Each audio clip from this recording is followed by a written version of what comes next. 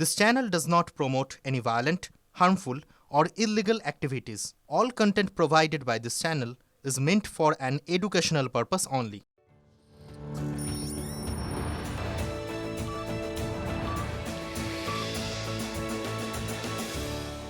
নমস্কার, দেখছেন টিভি9 বাংলা। আপনাদের সঙ্গে রয়েছি আমি শুভজিৎ মিত্র। ঘড়ির কাঁটা ৫টা ৬ মানেই ৫ কথা।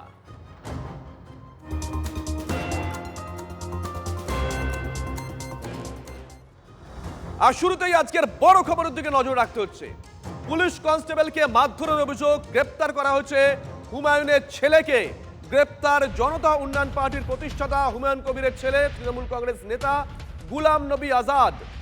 দেহরক্ষী পুলিশ কনস্টেবলকে মারধরের অভিযোগে আটক করা হয়। ঘরে ঢুকে আমাকে হুমকি দেয় কনস্টেবল, ছেলে ঠেলে সরিয়ে দেয়, দাবি করেছেন হুমায়ুন। শাসক দলের বিরুদ্ধে গেছি, এসব ছোটখাটো ঘটনা ঘটবেই, এসব ছোটখাটো ঘটনা ঘটবে, ভয় পাই না আমি, হুঙ্কার হুমায়ুনের। কৌশিক আমাদের সঙ্গে রয়েছেন লাইভে, আমাদের সহকর্মী কৌশিক। এই মুহূর্তে থানায় আছো তুমি, থানায় কি চলছে?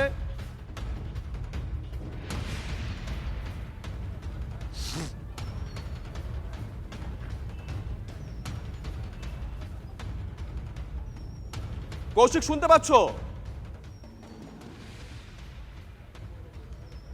একদমই শুভজিৎ,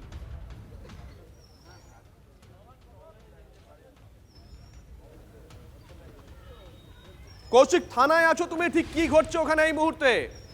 লাইভ বলো।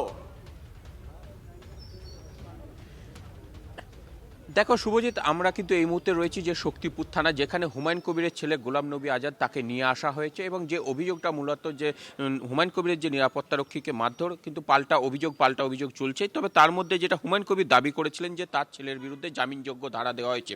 তবে এখনো পর্যন্ত পুলিশ সূত্রে আমরা যেটা জানতে পারছি, সাইবার বিশেষজ্ঞর একটি টিম জেলা থেকে এই শক্তিপুর থানার উদ্দেশ্যে রওনা দিয়েছেন।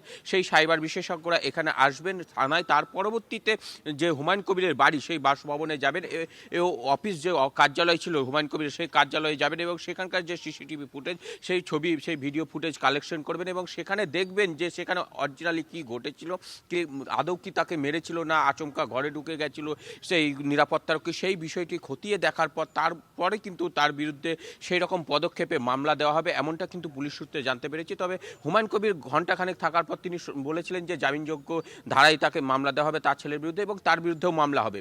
তবে এখনো পর্যন্ত পুলিশ সূত্রে যেটা জানতে পেরেছি, সেক্ষেত্রে এখনো কিন্তু সেই ভিডিও ফুটেজ দেখবে এবং সেখানে কি ঘটেছিল, আদৌ তাকে মারধর করা হয়েছিল নাকি সে আচমকা ঢুকে গিয়েছিল অন্য কোনো উদ্দেশ্যে, যে পাল্টা অভিযোগ চলছিল, সেই সমস্ত বিষয় খতিয়ে দেখা হবে, তারপর সিদ্ধান্ত নেওয়া হবে, এমনটাই কিন্তু পুলিশ সূত্রে জানতে পারছি। এবং এই মুহূর্তে কিন্তু যারা হুমায়ুন কবিরের সমর্থক রয়েছে তারাও কিন্তু থানায় রয়েছে, এবং তারা যেমনটা হুমায়ুন কবির জানিয়েছিলেন যে তাদের আইনজীবী আসবেন, তার পরবর্তীতে তাকে ছেড়ে দেওয়া হবে, সেই মতোই তারা কিন্তু এখানে রয়েছেন। তবে এখনো পর্যন্ত যে সাইবার বিশেষজ্ঞ টিম, সেই সাইবার বিশেষজ্ঞ টিম প্রথমে এই থানায় আসবে, সেখান থেকে যে হুমায়ুন কবিরের মানিক বেশ নজর থাকবে কৌশিক, বাড়িতে যাবেন। হুমায়ুন কবির থানা থেকে বেরিয়ে ক্যামেরার সামনে ঠিক কি বলেছিলেন শোনাবো একবার। আধিকারিকরা যেটা ভালো বুঝবে করবে।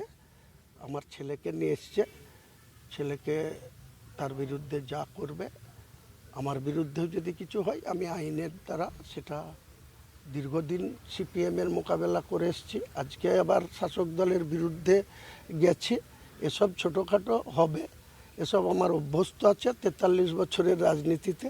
আলোচনা করে আমার যা মনে হলো যে ঘটনা সামান্য ঘটেছে, সেই ঘটনার জন্য কেস হচ্ছে, সে কেস জুডিশিয়াল দিয়ে আমরা মোকাবেলা করব। আমার নামেও হচ্ছে, ছেলের নামেও হচ্ছে, হোক না। আপনি কি আলোচনায় খুশি? আপনি কি আলোচনায় খুশি? নিশ্চয়ই খুশি, সত্যপূর্ণ আলোচনা হয়েছে। আর এই ঘটনার পর কি বলছে কংগ্রেস, কি বলছে তৃণমূল কংগ্রেস, কি বলছে বিজেপি, শোনাবো ব্যাক টু ব্যাক।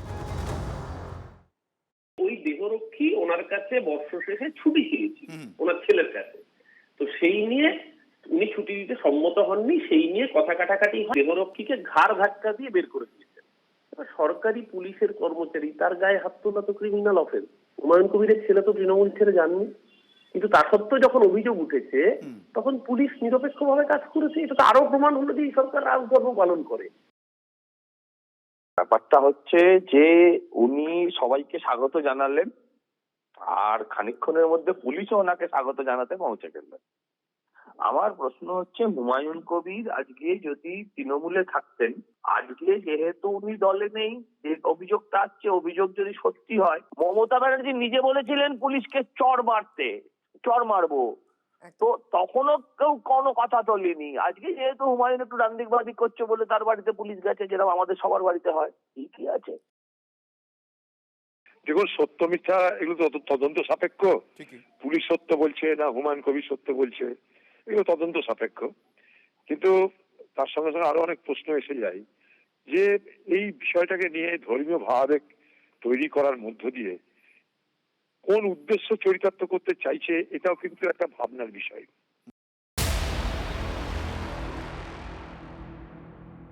এদিকে এসআইআর শুনানির মধ্যেই বিএলও 2 সঙ্গে ভার্চুয়াল বৈঠক অভিষেকের। সূত্র বলছে বৈঠক অভিষেক বলেন ইআরওদের সিস্টেম থেকে তথ্য ডিলিট করছে কমিশনই।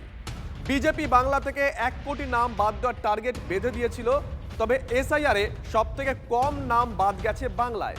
এটা বিএলএ 2 কৃতিত্ব। আমাদের আরো 6 সপ্তাহ লড়াই চালাতে হবে।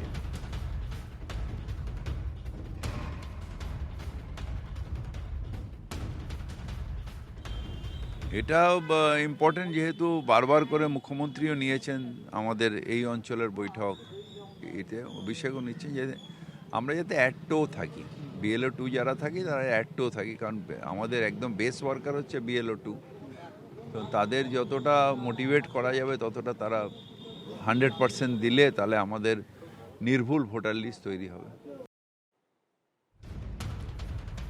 আজকে বিএলএ 2 সঙ্গে ভার্চুয়াল বৈঠক করেন অভিষেক বন্দ্যোপাধ্যায়। সূত্র বলছে ওই বৈঠকে অভিষেক বলেন ইআরওদের সিস্টেম থেকে তথ্য ডিলিট করছে কমিশনই।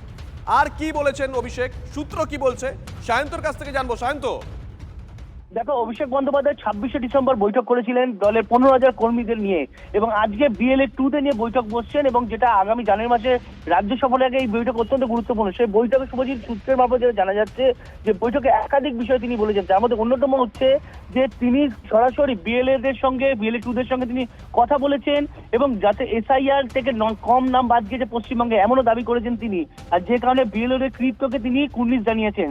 সেই সঙ্গে দিল্লি যাওয়ার কথা তিনি জানাচ্ছেন, কিন্তু যে তিনি এর আগেও বলেছেন, কিন্তু এবারও আরো স্পষ্ট করে দিলেন যে দিল্লি তিনি যাচ্ছেন, নির্বাচন কমিশনেই যাবেন এবং সেখানে যে বৈঠক করবেন। স্বাভাবিকভাবেই নির্বাচন কমিশনকে তিনি যে কাঠগড়ায় তুলছেন এবং নির্বাচন কমিশনের প্রত্যেকটি পদক্ষেপ এসআইএর যে ভুল, অনৈতিক, সেই বিষয়টি কিন্তু আজকে বৈঠকের মধ্যে তুলে ধরেছেন। বিজেপির এছাড়াও তোমার বিজেপির বিভিন্ন নেতারা যে বাংলাকে মারতে চেয়েছে, অর্থাৎ তিনি দাবি করেছেন বৈঠকে যে বিজেপির তরফে কিন্তু বারবার করে এই রাজ্যকে বঞ্চিত করা হয়েছে, একাধিক বঞ্চনা করা হচ্ছে রাজ্যকে, সেই বিষয়টা কিন্তু তিনি দিল্লিতে গিয়ে তুলে ধরবেন বলেও বিএলএ 2 জানিয়েছেন। শুভজিৎ, দেখো, যেহেতু এই বৈঠকটা দলের কর্মীদের নিয়ে, দলের বিএলএ 2 যারা হচ্ছে, যারা দলের নেতা কর্মীদের করা হয়েছে, তাই স্বাভাবিকভাবে এই বৈঠক যে সম্পূর্ণ রাজনৈতিক তাকে নিঃসন্দেহে বলা চলে। আর সেই কারণেই এই বৈঠক থেকে দিল্লি যাওয়ার ডাক দিয়েছেন কি অভিষেক বন্দ্যোপাধ্যায়? তুমি আরেকবার বলো। কোনো টাস্ক, নতুন কোনো অ্যাসাইনমেন্ট কিছু দিয়েছেন দলের কর্মীদের অভিষেক বন্দ্যোপাধ্যায়? তিনি তো বলেছেন যে 6 সপ্তাহ আরো লড়াই করতে হবে এইভাবে। একদম, দেখো, 6 সপ্তাহ মানে 16 ফেব্রুয়ারি মূল তালিকা বেরোনোর কথা রয়েছে। সেই কারণে কিন্তু তিনি 6 সপ্তাহ নির্দিষ্ট সীমা বেঁধে, নির্দিষ্ট তারিখের মধ্যে যাবতীয় কাজকর্ম করার সময়সীমা বেঁধে দিয়েছেন। আর সেই কারণে 6 সপ্তাহ দাঁত চেপে লড়াই করতে বলেছেন দলের কর্মী সমর্থকদের, কারণ তিনি মনে করছেন যদি লড়াই থেকে কেউ পিছনে হটে যায় তাহলে বিজেপি সেখানে ধাবা বসাতে পারে। সেই কারণে দলের কর্মীদের একদম যেখানে রয়েছেন সেখান থেকে আন্দোলন চালিয়ে যেতে বলেছেন। একই সঙ্গে চোখ মুখ খোলা রাখার জন্য তিনি নির্দেশ দিয়েছেন। তবে একই সঙ্গে তোমাকে বলে রাখি যে এসআইআর প্রক্রিয়া নিয়ে তিনি যে দলের তরফে যে মামলা করা হয়েছে সেই বিষয়টাও কিন্তু আজকে তিনি বৈঠকে বলেছেন।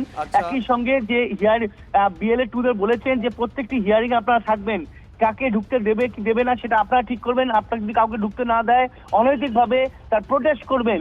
অর্থাৎ হিয়ারিং এ বিএলএ 2 থাকার জন্য কিন্তু স্পেসিফিকলি নির্দেশ দিয়েছেন অভিষেক বন্দ্যোপাধ্যায়। নির্দেশ দেওয়া হয়েছে কাল থেকেই প্রত্যেকটি হিয়ারিং সেন্টার যেখানে করা হয়েছে নির্বাচন কমিশনের প্রত্যেকটি জায়গায় ক্যাম্প করতে হবে, এবং এমন নয় যে ক্যাম্পটা নির্বাচন হিয়ারিং সেন্টার থেকে 1 কিলোমিটার দূরে, হিয়ারিং সেন্টার ঠিক সামনেই করতে হবে ক্যাম্প, এবং সেই ক্যাম্প থেকে সাধারণ মানুষের দুর্ভোগের কথা শুনতে হবে। কেউ যদি তাকে অনৈতিকভাবে নাম বাদ হয় সেই মানুষের কাছে পৌঁছতে হবে, তার বাড়িতে পৌঁছতে হবে, সাধারণ মানুষের কথা বলতে হবে। একটাও বৈধ নাম যাতে নাম বাদ যায় তার জন্য কিন্তু অভিষেক বন্দ্যোপাধ্যায় এই বিএলএ 2 নির্দেশ দিয়েছেন। একই সঙ্গে তোমায় বলে রাখি বাংলার বাড়ি প্রকল্প কিন্তু এই বৈঠকের মধ্যে উঠে এসেছে। সেখানে তিনি বলেছেন বাংলা বাড়ি প্রকল্প যাদের নাম থাকবে তাদের সার্টিফিকেট ডাউনলোড করে নিন। একজন 10টা সার্টিফিকেট ডাউনলোড করতে পারে, বাড়ি পেয়েছে সরকারের থেকে, এর থেকে বড় প্রমাণ কি হতে পারে একটা এখানে এলাকায় পশ্চিমবঙ্গে থাকার ব্যাপারে? অর্থাৎ বাংলার বাড়ি প্রকল্পে যে বৈধ নথি জমা দেওয়া হচ্ছে তার বদলে যে সরকার সার্টিফিকেট দিচ্ছে সেই সার্টিফিকেটও বলছে হাতে রাখার জন্য। অর্থাৎ সব মিলিয়ে তিনি কিন্তু একাধিক শান্ত, এটা অত্যন্ত তাৎপর্যপূর্ণ। একদম শুভজি, অত্যন্ত তাৎপর্যপূর্ণ। দেখো, ভোটার কার্ড, আধার কার্ড এগুলো তো ছিলই, একই সঙ্গে নির্বাচন কমিশন সিএ সার্টিফিকেটকেও গ্রাহ্য করেছে, কিন্তু বাংলার বাড়ি প্রকল্পের যারা সার্টিফিকেট পাচ্ছে সেই সার্টিফিকেটও ডাউনলোড করে হাতে রাখতে বলছেন। অর্থাৎ অভিষেক বন্দ্যোপাধ্যায় কিন্তু নির্দিষ্ট করে BLA-2দের একাধিক বিষয়গুলো বেঁধে দিয়েছেন, সেগুলো কিন্তু BLA-2দের সব দিক থেকে নজর রাখতে হবে যাতে কোনো ভোটার, বৈধ ভোটার বাদ না যায়। তবে আরো একটা কথা তোমাকে বলে রাখি যে BLA-2দের কিন্তু শুধুমাত্র হিয়ারিং এ থাকা বা মানুষের পাশে থাকা শুধু এইটুকুর মধ্যেই থাকতে বলছে না, আরো একটি গুরুত্বপূর্ণ বিষয় হিসেবে অভিষেক বন্দ্যোপাধ্যায় নির্দেশ দিয়েছেন যে BLA-2রা কিন্তু প্রতিটি ক্ষেত্রে ফলো আপ করবেন। শুধুমাত্র একজন ক্যাম্পে এলো, তাকে একটা বলে দেওয়া হলো, সে চলে গেল, এইটা যেন না হয়। তার যতক্ষণ না নাম না উঠছে, তার নাম যতক্ষণ না বৈধ তালিকায় নাম উঠছে এবং তিনি যদি বৈধ ভোটার হন, তাহলে কিন্তু তাদের প্রতিটা ক্ষণে প্রতিটা সময় পাশে থাকতে হবে। অর্থাৎ বাংলার মানুষের পাশে প্রতিটি যাদের নাম বাদ গিয়েছে অথবা তাদেরকে নথি রয়েছে সেই সব মানুষের পাশে দাঁড়াতে কিন্তু BLA-2দের নির্দিষ্ট নির্দেশ দিয়েছে। সঙ্গে থাকো শান্ত। এই মুহূর্তের বড় খবরের দিকে নজর রাখছি। অভিষেক বন্দ্যোপাধ্যায় আজকে BLA-2দের সঙ্গে ভার্চুয়াল বৈঠক করেন, প্রায় 1 লক্ষ কর্মীর সঙ্গে বৈঠক করেন তিনি। সূত্র বলছে বৈঠক অভিষেক বলেন ইয়ারোদের সিস্টেম থেকে তথ্য রিলিজ করছে কমিশন। বিজেপি বাংলা থেকে 1 কোটি নাম বাদ দেওয়ার টার্গেট বেঁধে দিয়েছিল, তবে SIR এর সব থেকে কম নাম বাদ গেছে বাংলাতে। এটা BLA-2দের কৃতিত্ব। এই মুহূর্তে আমাদের সঙ্গে রয়েছেন বিজেপি নেতা তাপস রায়, তাপসদা, শুভজিৎ রয়েছি। আপনি তো শুনলেন গোটাটাই, আপনারাই নাকি কমিশনকে দিয়ে দিয়েছিলেন টার্গেট যে বাংলা থেকে 1 কোটি নাম বাদ দিতে হবে, কিন্তু বাংলায় সব থেকে কম নাম বাদ গেছে। অভিষেক বন্দ্যোপাধ্যায় আজকে BLO-দেরকে বলেছেন যে BLA-2দেরকে বলেছেন যে আপনাদের কৃতিত্ব পুরোটাই। সূত্র এই কথাই বলছে। কার কৃতিত্ব নয়, যদি মনে করে এটা মানুষ খেপানো এবং কর্মীদের খেপানোর একটা প্রয়াস মাত্র, এটা অযৌক্তিক, অবাস্তব এবং একেবারে একটা অসত্য বিষয় কথাবার্তা যা বলছে। তার কারণ হলো যে যদি মনে হয় কোনো বেঁধে দিয়েছে টার্গেটের, হয় নাকি কখনো টার্গেট বেঁধে দিলে একটাও, ওদের কথা হচ্ছে একটাও বৈধ ভোটার বাদ যাবে না। একসঙ্গে আমরা বারবার বলছি, বিজেপিরও কথা, একটা বৈধ ভোটার বাদ যাবে না। SIR এর স্পিরিট কি বৈধ ভোটার বাদ দেওয়া নাকি? এক। দুই হচ্ছে যে আমরা, ওরা যেটা বলছে না, আমরা বলছি যে একটা অনুপ্রবেশকারী, অবৈধ ভোটার, একটাও মৃত ভোটার, একটাও মানে অস্তিত্বহীন voter, double triple entry voter থাকবে না। ওরা কিন্তু একবারও একটা অবৈধ ভোটার থাকবে না, এই কথা বলছে না। আর যদি ওদের মনে হয় কোথাও ভুল হচ্ছে, হাইকোর্ট আছে, সুপ্রিম কোর্ট আছে, যাক না, ওদের হাতে তো মাসোয়ারা দেওয়া। আরেকটা রিঅ্যাকশন আপনার থেকে, মানে তাপস রায় রাজনীতির পালসটা বোঝেন, এটা বাংলার মানুষ জানে। অভিষেক বন্দ্যোপাধ্যায় আরো দুটো কথা বলেছেন। সূত্র যে কথা বলছে, এক, এই বাংলার বাড়ির সার্টিফিকেটটা আপনারা ডাউনলোড করে রেখে দেবেন, আর দুই, পুরসভার যারা চেয়ারম্যান আছেন তাদেরকে বলেছেন যে মানুষের পাশে দাঁড়ান, রেসিডেন্সিয়াল সার্টিফিকেট দিন। এটা কেন? তার মানে হচ্ছে যে এতদিন তাহলে মানুষের পাশে তাহলে পুরসভার চেয়ারম্যানরা দাঁড়ায়নি। আজকে নির্বাচন যেখানে 3-4 মাস বাকি, 15 বছর ক্ষমতায় রয়েছে ওর পিসি বা ওদের দল, হ্যাঁ, তো সুতরাং ওর দল, যার ও নিজেকে সর্বভারতীয় সাধারণ সম্পাদক বলে, যদিও দলটি সর্বভারতীয় নয়, বাংলার দল, রাজ্য পর্যায়ের বা আঞ্চলিক দল, যাই হোক। তো কথা হলো যে তাহলে পরে এতদিন কি মানুষের পাশে ছিল না তৃণমূল বা চেয়ারম্যানরা? আর রেসিডেন্সিয়াল একটা কথা তো কমিশন বলে দিয়েছে, সবই ঠিক আছে, কিন্তু জাল জোয়াচ্চুরি যদি হয় তাহলে পরে election commission law of the land অনুযায়ী ব্যবস্থা নেবে। হ্যালো, হ্যাঁ তাপস দা, হ্যাঁ এই আর বেশ, আর কিছু। অসংখ্য ধন্যবাদ। আমরা কংগ্রেসের রিঅ্যাকশন পেয়েছি, অধীর চৌধুরী কি বলেছেন শোনাই।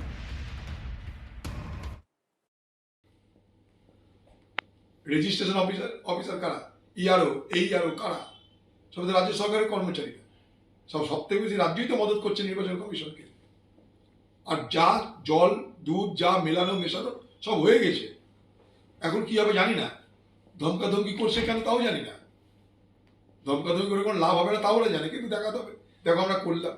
এবং আমি সেদিনও বলেছি, আজও বলছি বিপদ যদি হয় সাধারণ মানুষদের হবে, পিছিয়ে পড়া মানুষদের হবে, সব শিডিউল কাস্ট শিডিউল ট্রাইব তাদের দলিত সম্প্রদায় তাদের বেশি বিপদ হবে। আমি আগেও বলছি আজও বলছি। আর দিদি আর তৃণমূল দলের এই নাটক দেখে দেখে আমরা অভ্যস্ত হয়ে গেছি। কখনো রক্তগঙ্গা বইছে, কখনো কাউকে ঢুকতে দেবো না বলছে, এখন আবার বিএলওদেরকে বলছে যে তোমরা চিন্তা করো না, যা যা বলছি তাই করো, তোমাদের যাতে কিছু হয় তা আমি দেখবো। তো লাভ কার হবে সবাই বুঝতে পারছেন।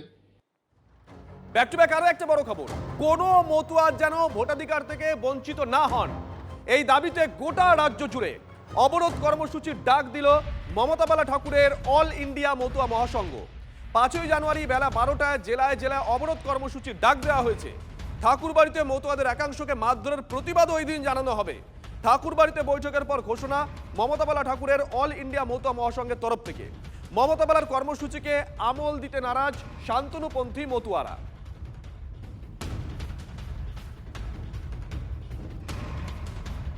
তারিখ অর্থাৎ 5ই জানুয়ারি সোমবার ঠিক বেলা 12 ঘটিকায় সারা বাংলার বিভিন্ন জেলা জুড়ে আমাদের যেখানে যতটুকু সংগঠন আছে অবরোধ কর্মসূচি পালন হবে আগামী 5ই জানুয়ারি সোমবার বেলা 12টায় একই টাইমে একই সময় রাজ্যের বিভিন্ন প্রান্তে এই অবরোধ কর্মসূচি হবে। নান্টু গোসাই অর্থাৎ গোসাইদের প্রতি অসম্মান এবং এসআইআর নামে যে হ্যারিং চলছে সেই হ্যারিংয়ের মধ্য দিয়ে যাতে কোনো মতুয়ার নাম, কোনো দলিত আদিবাসীদের নাম বাদ না যায় সেই দাবিতে আমাদের এই বিক্ষোভ কর্মসূচি অবরোধ কর্মসূচি চলবে। অবরোধ করতেই পারে, তারা কর্মসূচি নিতেই পারে, কিন্তু মানুষ কতটা গ্রহণ করবে সেটা মানুষই বুঝিয়ে দেবেন এবং মতুয়ারা এই কর্মসূচিকে কতটা গ্রহণ করে মতুয়ারাই বুঝিয়ে দেবে। আমরা ইতিমধ্যেই দেখেছি মতুয়ারা তাদের পাশে নেই বিধায় তাদের এই সব কর্মসূচি তারা নিতে বাধ্য হচ্ছে। সেই নামের লিস্টগুলো তারাই পড়েও দেখুক তারা কোন কোন পদে আছে, আমাদেরকে জানুক। এখানে মতুয়ারা ছিল না বিজেপির লোক ছিল? বিজেপির লোক তো ছিল না, এখানে মতুয়ারা তাদের প্রতিরোধ করেছেন। এই মতুয়ারাই আবার কেসে তারা আসামি হয়েছেন, এটুকু বলতে পারি। বন্ধুদের সঙ্গে চা খেতে গিয়ে আক্রান্ত সিভিক ভলেন্টিয়ারের মৃত্যু। খড়গপুরের ঘটনায় গ্রেপ্তার মূল অভিযুক্ত সহ 2 জন। কটকের হাসপাতালে ভর্তি ছিলেন সিভিক ভলেন্টিয়ার তুলসী রাও। চায়ের দোকানে একদল যুবকদের কটূক্তির প্রতিবাদ করে আক্রান্ত হন সিভিক ভলেন্টিয়ার। প্রকাশ্যে হামলার ঘটনার সিসিটিভি ফুটেজ।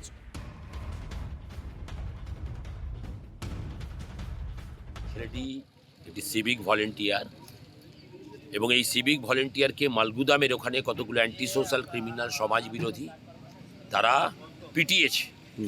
আমি অনুরোধ করব প্রশাসনের কাছে যে আজ প্রশাসনেরই একজন লোক সিভিক ভলেন্টিয়ার, তারই নিরাপত্তা নেই, মানুষ কিন্তু অসহায় হয়ে দাঁড়াবে। আমি অনুরোধ করব প্রশাসনকে যতগুলো ক্রিমিনাল অ্যান্টি সোশ্যাল এই উদয়কে পিটিয়েছিল প্রত্যেকটাকে অ্যারেস্ট করা দরকার এবং শাস্তি দেওয়া দরকার।